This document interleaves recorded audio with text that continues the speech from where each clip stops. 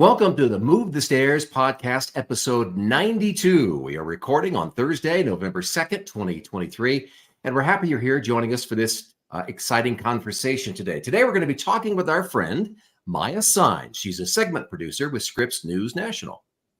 You know, this may be a media opportunity that you've never even heard about, which is why I'm so excited we're doing this podcast.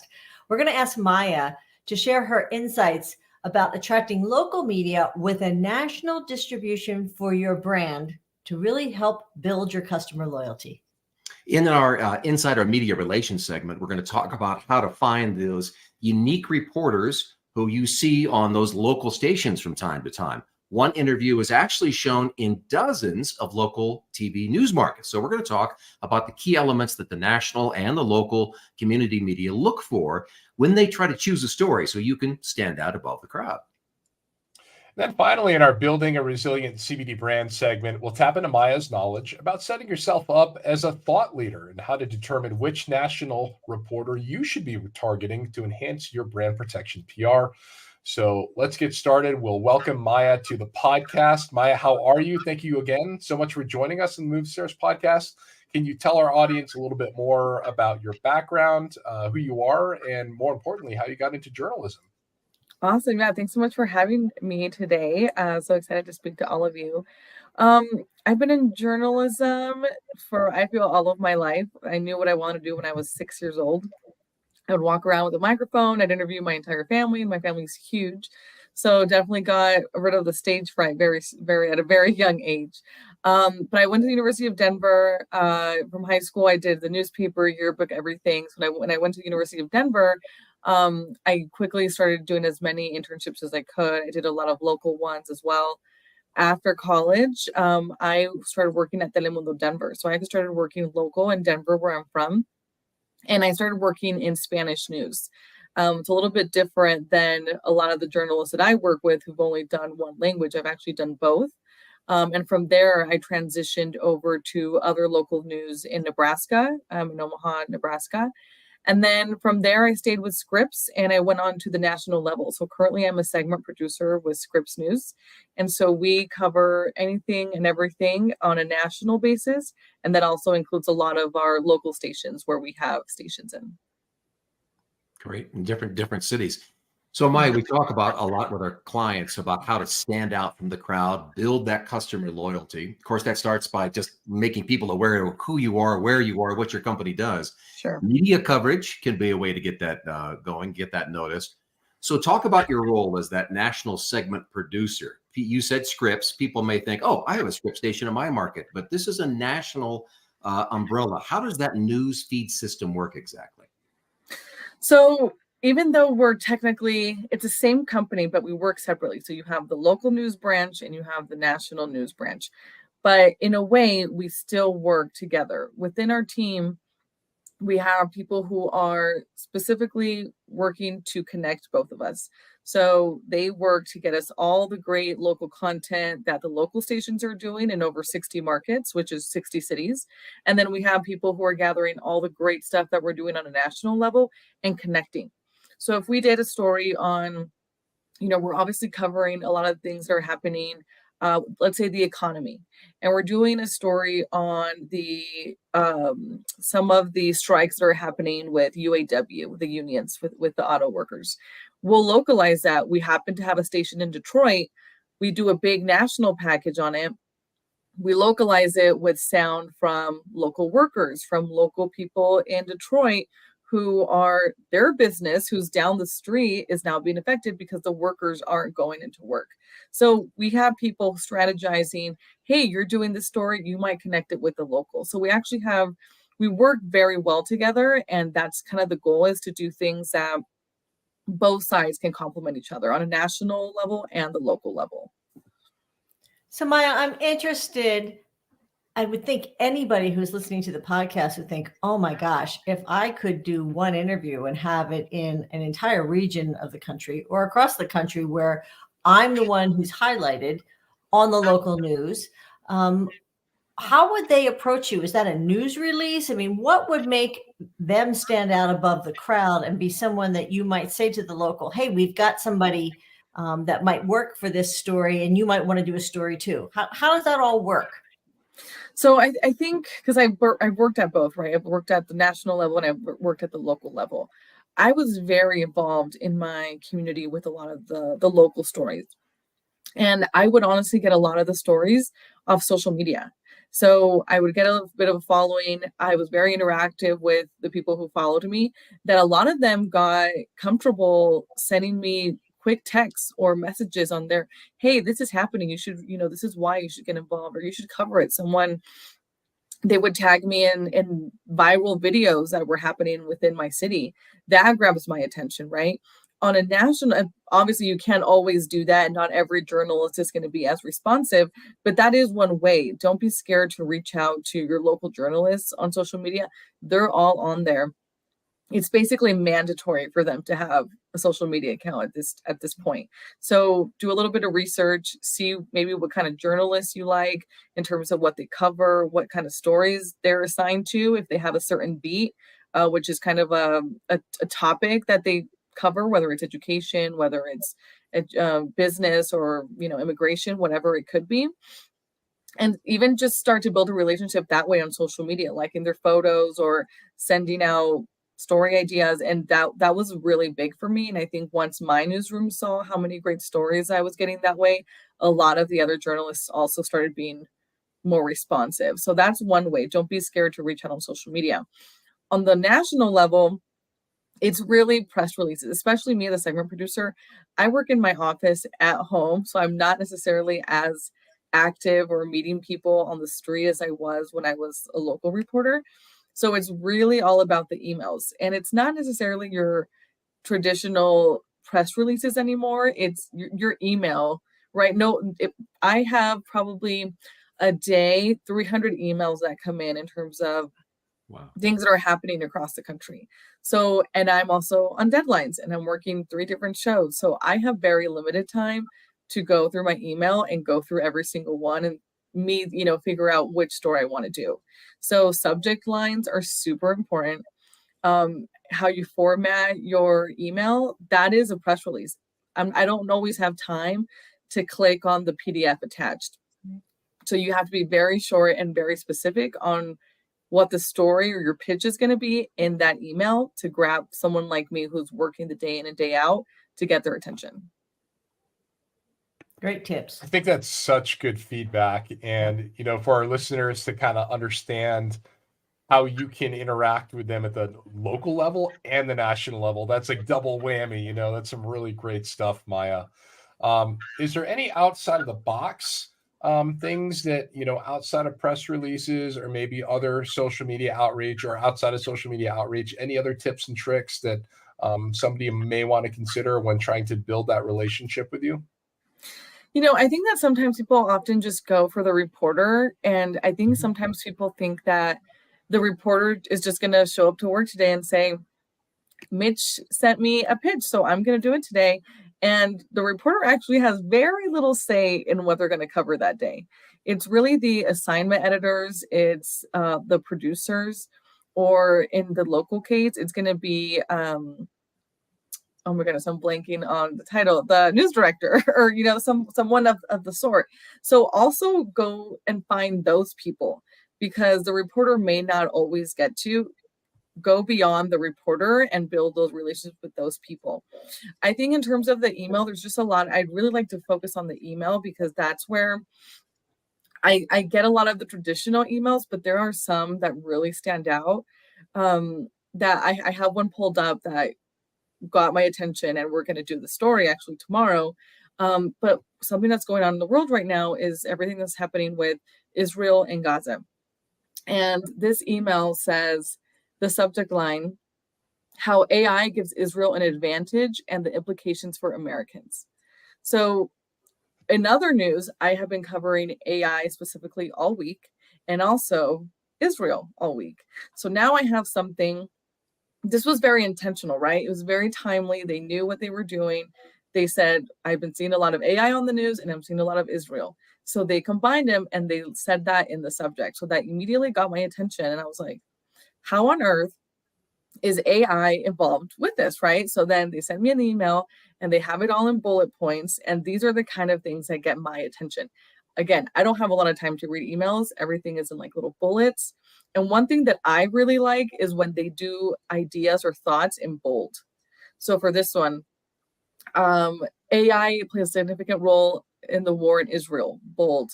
The immediacy in which people can access videos without knowing if they are accurate or true is alarming. That's in bold. So those things automatically catch my eye that I'm like, wait a minute, this is a big thing we need to be covering. Why is no one talking about this? And in the email, again, very short bullet points of what their expert would talk about. But then also at the bottom, they have links to who they're offering to speak to. And I think that's one thing that I've noticed is that PDF versus link when you send something out. We prefer link. We work through Slack. Again, we have a lot of communication from the national to the local level, and even among these two platforms that we share everything on Slack. If you're not familiar with it, you can share videos, photos, message on there throughout the workday. So we just send links. We don't have time to upload a PDF file and to download the files on it. So it's just easier to be like, hey guys, I got this great pitch. Here it is in Slack. And then everybody can click it and see what they're offering. So I think that's something really big too, that I think as we get, with the times, I think just links are better. It just makes it very efficient on our end when we're trying to pass the story on to see if we can get basically the green light to do the story. That makes perfect sense. I love that idea of links. And that's a good tip along with the bullet points and the bolding in that email. So your eyes are just drawn to the most important parts of whatever it is you're saying, and the rest of the words you can just let go. So fantastic. Maya, as you know, everybody at MNC is a former journalist, and we are former journalists because we like to say that we really can get people inside the media's minds, which is one of the reasons we're talking to you today, and really position them as those industry leaders. And I think doing the links, that's a perfect way where you can go and see, is this person good on camera? Are they going to give a good interview, as well as whatever the story topic is, and do they know their stuff? Absolutely. The other thing that I think, though, is interesting is this whole concept of news feed. I'm not sure that our listeners or our viewers really know what a news feed is, and how you actually offer up stories to those 60 cities, and they get to choose to put them in their newscasts. I'm interested in if you'll go through a little bit about how that works, and then what gets your attention that you think is going to be really valuable for that feed. Right. So again, the people who work that I mentioned between connecting the national to the local, we do have our own system within iNews and what we use in Work Life to kind of connect and see what both teams are doing. From there, you really just get to see headlines, titles of what stories are. So again, back to the strike example, UAW package, which is a whole bit of a story with interviews. This is what it has. So as I'm writing, if I got assigned to do that story on a national level, and I'm talking about, GM said that it was costing them $200 million a week each time the company was on strike, or the employees were, that's what I'm focused on as a national producer. On the local side, I'm now searching to say, okay, so if that's what's impacting them, I need something from the CEO, something from the company to kind of personalize it. We always try and personalize everything and put a name or sound or a face to whatever it is that we're showcasing. So from there, I go and search and I look for UAW stuff. And I was able to get the sound from the UAW president. They reached an agreement. I got sound from workers who were, talking about, well, it's kind of worth it. You're losing $200 million a week, but what have we been losing all this time? And so that's kind of how as you build something, you're always kind of going back and forth. Like, it's like you're trying to make a full meal, right? So I have the main dish. Now I need to go and look for my sides to kind of really make it, to complement it and make sure that I've covered all aspects of my story. Good advice. That's awesome. We like to do research on reporters and producers when we can, because we want to pitch the story to the appropriate journalist, right? We don't want to take a medical device story and send it to the food and wine editor. In other words, try to do a little bit of homework. Can you talk about how someone can learn about what those journalists are interested in, what your advice is there? And secondly, how would they find a national news feed producer or reporter?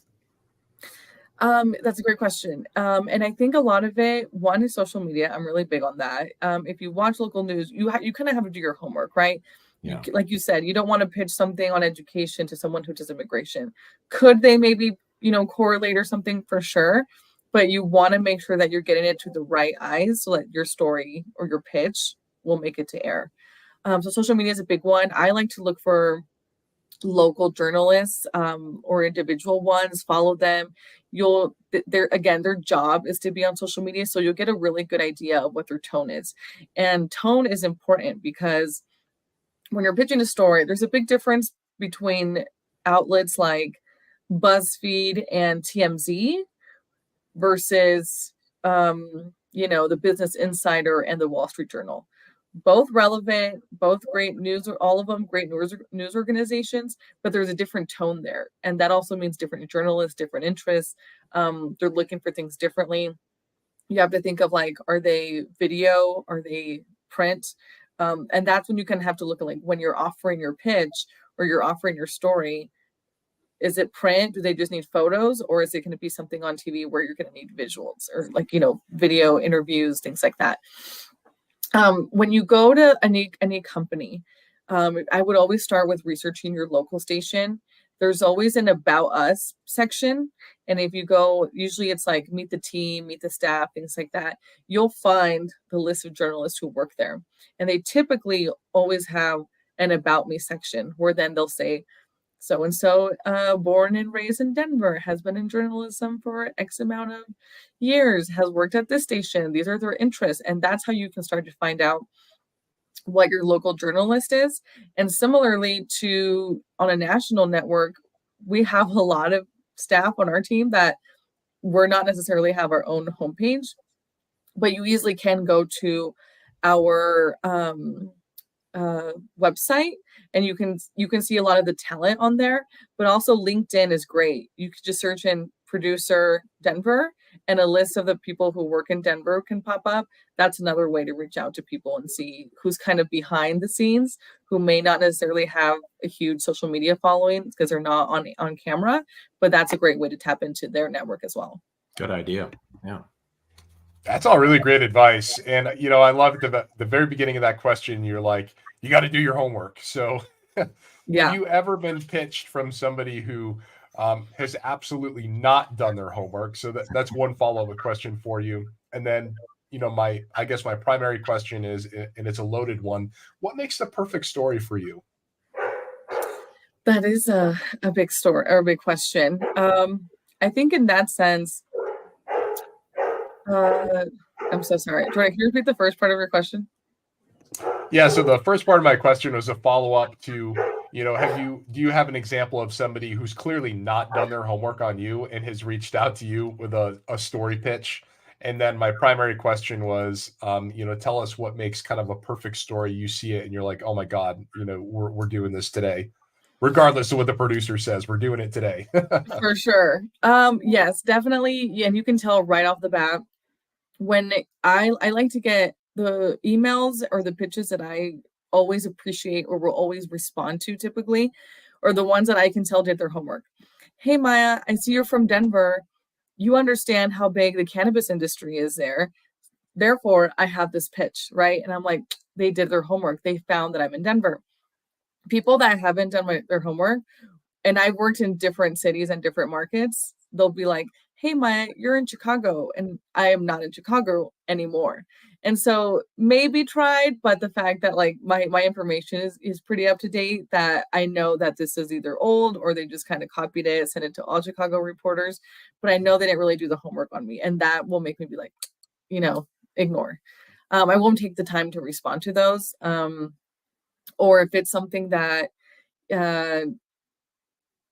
doesn't necessarily, if it's super catered to one side of a political party, for example, that's also, you can tell those are kind of red flags, where someone is just not even giving you, it's not newsworthy, it's more like propaganda. And so that's also one thing that, like, if you knew our network or if you knew who I am, that's probably not going to make it on air on my end anyways. In terms of the perfect story, as someone who has anchored, been a reporter, and produced, I'm really big on visuals. So if you can offer me an opportunity to say, hey, we have this great story, we have this great, I'll go back to my AI in Israel example. We're doing this story. It's a great topic, but in my head, I'm thinking, how am I going to visually show the viewer how these two are related? Right? AI it's real, but it's almost an idea at this point. It's really hard to show. It's not like going down the street and showing the trees, right? Like, you need to be creative with it. And so if they can offer me graphics, for example, it's not always going to be B-roll as we call it, but if they can say we have some great graphics, or like we can give you a tour from this cyber studio on how people are hacking into computers or using AI, things like that, I'm already thinking, oh yes, we need to go get that, because that's going to make my good story even greater with those visuals. Yeah, use those pictures to help tell the story. Mm-hmm. Creating a brand that's resilient, very important to every business. We try to position our clients all the time to help them polish their reputations. Often that means being available to speak or be on camera or do a news story. What should those who are watching right now consider when they're trying to choose an outlet? They may turn on the channels and be like, gosh, there's so many to choose from, whether it's Scripps or Gray Media. How should they target which one works best for them? I think, again, it goes back to your homework, especially if you're in a local station. Watch your local news, see which one you don't get annoyed watching, which one you don't get depressed watching, right? There's a lot of different types of news. I think what's really cool too is that a lot of your local stations will have some type of segment. So they'll do like a technology segment, or they'll do an education segment. That there's a lot of different, you can see a lot, I think, by the segments that your local station will do. Are they community focused? Are they business focused? Are they, what kind of advertising do they have? I think if you just even watch one night of local broadcasts, you'll see which one you connect with, or which journalist you connect with. And so I think that that's very important. And again, like you kind of were talking about, Mitch, every local station is owned, typically, more often than not, by a larger company who has dozens of other stations across the country. So I would research the big one, right? So if there's a local Scripps station, which if it's Denver, it's not going to say local Scripps, it's going to be KMGH Denver 7. So you kind of have to do your research and find out who's the parent company of my local station. And that's not only helpful for you to see if your values align, if you feel like they would tell your story the best, if they'll do it justice, but also that kind of gives you an idea of how big your audience could be. A lot of the times I've interviewed people and then they'll be like, hey, local. And they'll be like, hey, I just saw, like, my cousin in Chicago said that they saw me. And I'm like, right, because we have a Chicago station and they were able to broadcast it.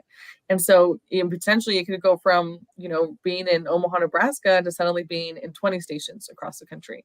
So I think doing your research on, again, the values to me is important, but also how big your potential reach could be. We talk about news cycles with our clients because we know, for instance, when there's weather happening in any Colorado media market, it's going to be front and center all the time. It does not matter what else happened. Very, very, very rare exceptions. But these news cycles, just like the weather, can come and go rather quickly. I think right now, one that we're in is the Middle East conflict with Israel and Hamas. So I guess my question for you is, does it help if people are pitching you with ideas that are connected to what is kind of front and center within the news of the day? Or is it better to kind of have it be totally removed from that, as stations may be looking for content that's not consistently Hamas-Israel war? I think it'd go both ways. I personally prefer to do things that are news of the day. As National Network, that's kind of the majority of what we cover. We don't really cover local stuff. Every now and then, if we have a cute little puppy package, we'll try and fit it in somewhere. But for the most part, we're covering the big headlines, what's happening, day of. And we're always looking for things to complement that. So if you're going to reach out to someone to potentially cover your story, and let's say you're in the cannabis industry, okay, well, what's happening? Is there a new state that's about to legalize, recreational marijuana? Is there something in, legislative that's about to be passed? Is this super relevant? Did the new numbers come out? Did the Labor Bureau of Statistics just release how much money or employment was offered last year within the cannabis industry? Things like that make it relevant, I think. So that's always great to target it, because that's when our eyes are focused on that. So again, back to the example of AI and in Israel, that's top of mind, because that's what we're talking about right now. We're not going to put that email front and center versus, oh, that's a good one, and just flag it, right? Because then in 10 days, I may or may not go back to it, even if it was a great story. With that other note that you mentioned, I think it's great too, is that I think it depends on who you reach out to, but I think that's another great idea, is that, hey, Jordan, all eyes are focused on what's happening with Israel. But some people may have forgotten that actually our economy is da-da-da-da-da. And you can pitch that. If you're looking for other news, we have this set up for you, blah, blah, blah, blah, blah. A little something more lighthearted, this could be something that you may want to cover. So I think it's always worth a shot to do it that way. But typically, I think it's what's happening in the world right now. I think that's a great point. And hooks are so very important. And lots of times those hooks have to come off what is the day of news. Like, for instance, right now with CBD, there's a tremendous amount of research coming out about how CBD is impacting opioid use, whether you're trying to get off of opioids or using it instead of opioids. And so in my head, I'm waiting for something else to happen in opioids as a way to pitch. So I think that that's one thing you can look at. But then I wanted to ask you, first, do you think that's a good idea? And secondly, you were talking about how AI in Israel was something that had just like, was like, what is this? Turning a story kind of on its head. So is it sometimes worth it to look at maybe things that didn't work well within your business, but you figured out a unique way to work around that? It's more of a news you can use story. Is that another great hook that you might be able to think about that could be one of those? Yes, we know all this is going on over here, but if you're interested in this, I've got this for you right now. Exactly. And I think kind of back to your first point is that if you're saying you're waiting for something to happen with opioids. That's a very also, maybe it's not day of, but it is a very relevant issue this year. So it doesn't really have to be day of, but if it's something that we're continuously covering, opioids is big. That sometimes we're also waiting for the next thing to happen as journalists to get right back on it, right? And sometimes you can be the one to bring it to us, right? So if you can find something, a stat or a new business or an opportunity that you're like, hey, everyone's waiting for this to happen with opioids, or we're doing, in 2 months, they're going to be talking about that again in the Supreme Court, whatever. You can say, but before then, we actually have this company in Denver who's blah, blah, blah, blah, blah. Like, that gives us an opportunity as journalists to get creative and get ahead of the game. Again, journalists, we love to tell stories, but it's also a very competitive market. You want to tell the best stories. You want to be there first. You want to say it accurately. That if you can help a journalist or a news organization get ahead of it as well, and not just follow the news, but lead the news, that's huge. So you can always find a connection that, again, in that email, if you can offer in that pitch, that exclusivity. We love exclusives. If you can offer, hey, an exclusive, you will be the first ones to go tour this company that is doing this new medication with CBD to help people fight off opioids. We're there. What time can you be there tomorrow morning? So that's always great to kind of offer, hey, Maya, this is something that we're only giving to Scripps or et cetera, that will get our attention for sure. And again, if you can lead it, that works best. And Diane, can you remind me of your second part of your question? Sorry, that was a loaded one. If you have a story and it's actually, this is something that went wrong, but we figured out a way to get around this, a news you can use story, is that something that might pique your interest because it's a unique way of looking at whatever the problem is? Exactly. And that's actually something that, at least in our company, we have really been every morning we have an editorial meeting. This is what's happening. This is what we're covering. These are the pitches. This is who's doing what. And probably every day I hear news you can use 4 times a day. And I'm sure you've all seen it yourselves or your friends, your family. People are like, I just don't watch the news anymore. It gets too depressing. And so news as a whole, especially my company, is trying to change that. Where it is more news you can use, how does this apply to everyday Americans? How can this, for example, we were doing someone did a story today about Matthew Perry from Friends recently dying. And so instead of like, okay, well, let's talk about Matthew Perry, we brought in a cardiologist who was talking about hot tubs and heart diseases and any types of tips that you may have for people who are on medication, who are pregnant, who are drinking, things like bacteria in hot tubs, things that are like you may not think about necessarily when you get into a hot tub. So news you can use, always great, at least for us anyways, but I think it's something that more journalists and news organizations are trying to do because that's what people are now looking for. Yeah, I think how's it you're apply right. to my life? Yeah. Absolutely. It's one of those things where it's like there's a lot of negative stuff that's going on out there, but I need something that can make my life a little bit easier. So Maya, thank you so much. This is such a great interview. We really appreciate it.